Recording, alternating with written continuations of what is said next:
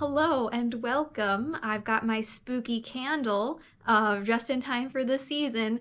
We're going to be here telling some spooky stories here at Ida Public Library during this week coming up to Halloween. Halloween parties and maybe even trick-or-treating, they might be canceled, but that doesn't mean that we can't have fun with the season. So we are going to be telling some and sharing some fun and maybe spooky campfire stories on our YouTube page for the week running up to Halloween. And you are welcome to join in if you have a story that you would like to tell, if you want to read a scary story, if you want to tell your own made-up campfire story, or maybe one that you remember Grandpa or your dad telling over a campfire. Feel free to join in. Go ahead, you can send a recording, a voice recording, or a video of yourself telling a story to us at idapublicstaff@gmail.com, and we will post it onto our YouTube page if you give us permission. I hope that you will enjoy some of our fun campfire stories in the meantime, and I am going to be sharing with you a fun one that is going to be called I Can't Tell You Because You're Not a Monk. Once upon a time, there was a guy driving through the woods. He's driving through, and then his car breaks down, and there's no one around for miles and miles, and he doesn't know, his cell phone's out of battery. He doesn't know what to do. Thankfully for this guy, though, he happens to notice that there's a monastery up a path nearby.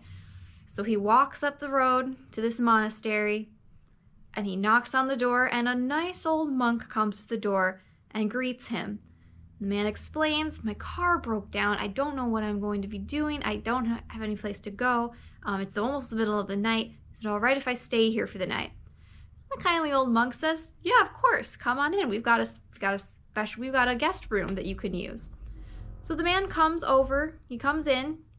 He's very welcomed by the other monks, and he gratefully drifts off to sleep. However, sometime close to 1 a.m, he wakes up, and he notices a very strange but beautiful sound. When he wakes up in the morning again, he asks the monks, "I heard a strange sound last night. What was it?"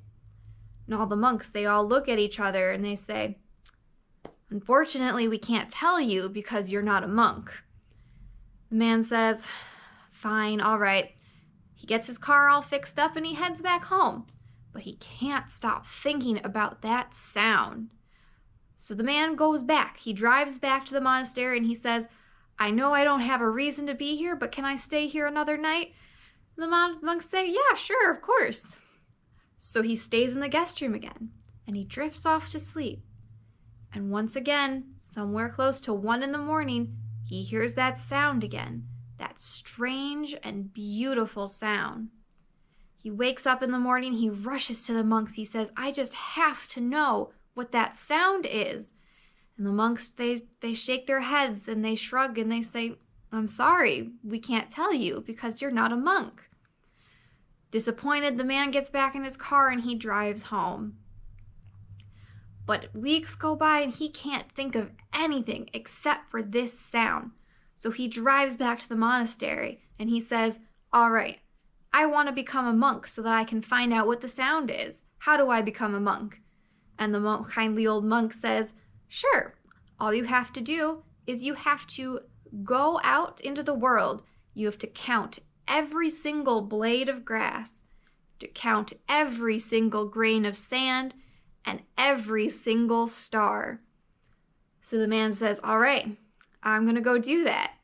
So the man drives off. He goes off into a journey across the world, and he counts every single blade of grass. And then he goes off to every single beach and every single desert, and he counts every single grain of sand.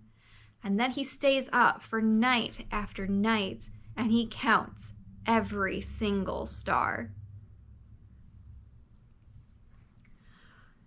The monk, when he finally finishes counting after years and years, he returns to the monastery and he meets the kindly old monk and he says, "I've counted every single blade of grass and every single grain of sand and every single star. I am ready to become a monk now."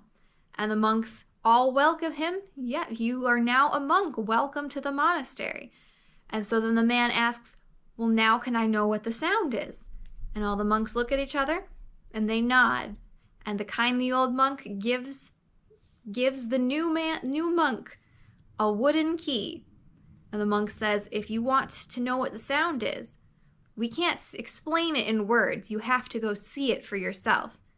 If you go down to the basement, there is a door there with a wooden door. Use this key and open it, and you'll find out what the sound is." So the man rushes downstairs, he pulls out the wooden key, and he unlocks the wooden door. And when the door opens, behind that is an iron door. Angry, the man runs up. He says, "There's another door behind that door." And the monk just smiles and says, "Well, here's the key for that one." And he hands the man an iron key. So the man runs back downstairs. He fits the iron key in the lock, turns it, opens the iron door, and inside is a steel door. So the man runs back up the stairs, and he tells the monk, "There's just another door." And the monk smiles and gives him a steel key. So the man runs back downstairs. He fits the steel key into the door. He turns it. He opens the door. And inside is a silver door. The man, all angry, he runs upstairs. He says, "There's just another door." And the monk just smiles and hands him a silver key. So the man runs back down the stairs. He fits the silver key in the lock and turns it and opens the door. And inside is a golden door. The man runs back upstairs, and the monk gives him a golden key. He goes and he unlocks the golden door, and inside that one is a platinum door. So he goes upstairs, he gets a platinum key, runs back downstairs, opens that door, and behind that one is a diamond door. And the man, so tired of running up and down the stairs, he goes upstairs and he says, "There's another door in there. Is it all just doors?" And the monk just smiles and hands him a diamond key.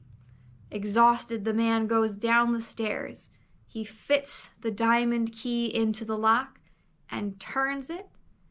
He opens the door, and finally, inside, he finds out what the source of the beautiful sound is. But I can't tell you what it is because you're not a monk.